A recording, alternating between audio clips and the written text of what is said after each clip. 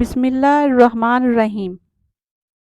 میں نے نبی کریم صلی اللہ علیہ وآلہ وسلم سے سنا، آپ صلی اللہ علیہ وآلہ وسلم نے فرمایا کہ پہلی امت کے 3 آدمی کہیں سفر میں جا رہے تھے۔ رات ہونے پر رات گزارنے کے لیے انہوں نے ایک پہاڑ کے غار میں پناہ لی اور اس میں اندر داخل ہو گئے۔ اتنے میں پہاڑ سے ایک چٹان لڑکی اور اس نے غار کا منہ بند کر دیا۔ سب نے کہا کہ اب اس غار سے تمہیں کوئی چیز نکالنے والی نہیں، سوائے اس کے کہ تم سب اپنے سب سے زیادہ اچھے عمل کو یاد کر کے اللہ تعالیٰ سے دعا کرو۔ اس بار ان میں سے ایک شخص نے اپنی دعا شروع کی کہ اے میرے اللہ، میرے ماں باپ بہت بوڑھے تھے اور میں روزانہ ان سے پہلے گھر میں کسی کو بھی دودھ نہیں پلاتا تھا، نہ اپنے بال بچوں کو، نہ اپنے غلام وغیرہ کو۔ ایک دن مجھے ایک چیز کی تلاش میں رات ہو گئی اور جب میں گھر واپس ہوا تو وہ میرے ماں باپ سو چکے تھے۔ پھر میں نے ان کے لیے شام کا دودھ نکالا۔ جب ان کے پاس لایا تو وہ سوئے ہوئے تھے۔ مجھے یہ بات ہرگز اچھی معلوم نہیں ہوئی کہ ان سے پہلے اپنے بال بچوں یا اپنے کسی غلام کو دودھ پلاؤں، اس لیے میں ان کے سرہانے کھڑا رہا۔ دودھ کا پیالہ میرے ہاتھ میں تھا اور میں ان کے جاگنے کا انتظار کر رہا تھا، یہاں تک کہ صبح ہو گئی۔ اب میرے ماں باپ جاگے اور انہوں نے اپنا شام کا دودھ اس وقت پیا۔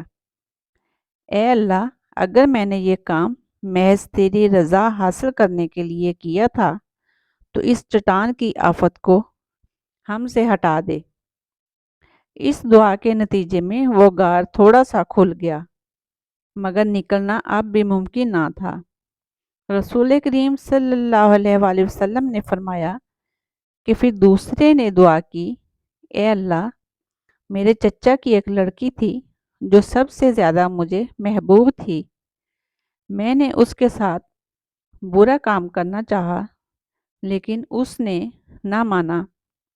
اسی زمانہ میں 1 سال قحط پڑا تو وہ میرے پاس آئی۔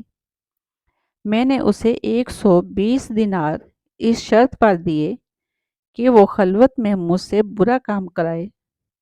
چنانچہ وہ راضی ہو گئی۔ اب میں اس پر قابو پا چکا تھا، لیکن اس نے کہا کہ تمہارے لیے میں جائز نہیں کرتی کہ اس مہر کو تم حق کے بغیر توڑو۔ یہ سن کر میں اپنے برے ارادے سے باز آ گیا اور پھر وہاں سے چلا آیا، حالانکہ وہ مجھ سے سب سے بڑھ کر محبوب تھی، اور میں نے اپنا دیا ہوا سونا بھی واپس نہیں لیا۔ اے اللہ، اگر یہ کام میں نے صرف تیری رضا کے لیے کیا تھا تو ہماری اس مصیبت کو دور کر دے۔ چنانچہ چٹان ذرا سی اور کھسکی، لیکن اب بھی اس سے باہر نہیں نکلا جا سکتا تھا۔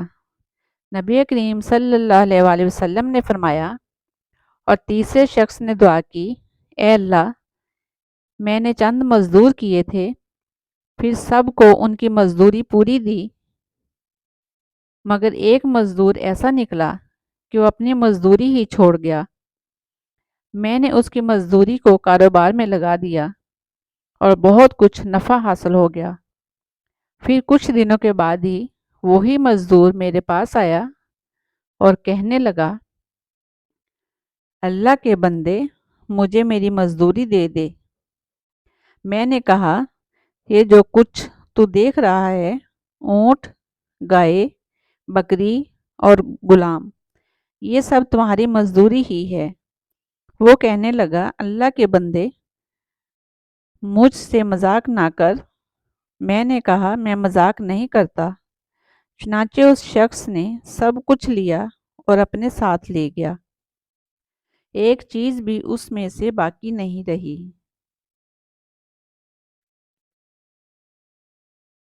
تو اے اللہ، اگر میں نے یہ سب کچھ تیری رضا حاصل کرنے کے لیے کیا تھا تو ہماری اس مصیبت کو دور کر دے۔